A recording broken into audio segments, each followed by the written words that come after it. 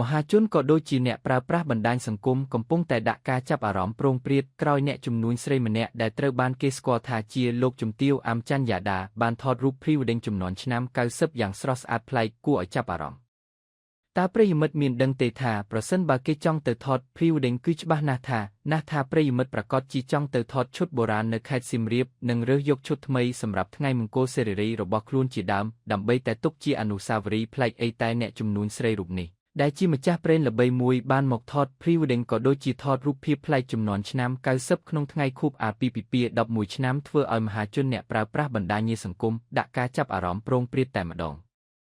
អ្វីដែលគួរឲ្យចាប់អារម្មណ៍មកទៅទៀតនោះគឺទឹកមុខរបស់លោកជំទាវ អាំ ច័ន្ទយ៉ាដានិងស្វាមីហាក់ទាក់ទាញផ្លូវចិត្តមហាជនឲ្យសើចសប្បាយតែម្ដងពីការថតរូបភាពអាពាហ៍ពិពាហ៍ជំនាន់ឆ្នាំ 1991 នេះ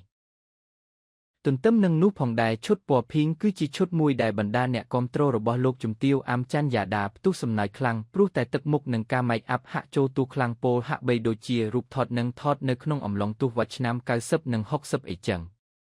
យ៉ាងណាមិញតាមរយៈបណ្ដាញសង្គម Facebook អ្នកជំនួញស្រីល្បីឈ្មោះ អាំ ច័ន្ទញៀងដាបានបង្ហោះវីដេអូរួមទាំងរូបភាពជាច្រើនសន្លឹករួចភ្ជាប់ជាមួយនឹង caption ថាខួបអាពាហ៍ពិពាហ៍11ឆ្នាំសាកវិលត្រឡប់ទៅអតីតកាលជំនាន់ 90 វីដេអូមួយនេះគឺខ្ញុំធ្វើឡើងដើម្បីអគុណម៉ាក់គឺម៉ាក់តែងតែតាមចិត្តកូនគ្រប់យ៉ាងតែងតែនៅពីក្រោយកូននិងគាំទ្រគ្រប់ការសម្រេចចិត្តរបស់កូនតាំងពីតូចសម្រាប់វីដេអូមួយនេះវាជាការចងចាំដ៏ធំបំផុតសម្រាប់អូនព្រោះកាត់បណ្ដាលសាច់បណ្ដាលវាពិតជាមានក្ដីសុខលោកជំទាវ អាំ ច័ន្ទយ៉ាដាបានបន្តទៀតថាអគុណដែលស្រឡាញ់មើលថែអូនជំនួសប៉ាម៉ាក់អូនអគុណដែលបងជាប្ដីល្អជាបងប្រុសល្អជាមិត្តភក្តិដ៏ល្អជាឪពុករបស់កូនអូនដ៏ល្អបងជាមនុស្សប្រុសម្នាក់ដែលមានទំនួលខុសត្រូវច្បាស់លាស់មិនថាជាមួយប្រពន្ធកូនជាមួយគ្រួសារធំជាមួយការងារបងតែងតែផ្ដល់ចិត្តមេត្តាករុណមុទិតាដល់មនុស្សជុំវិញខ្លួន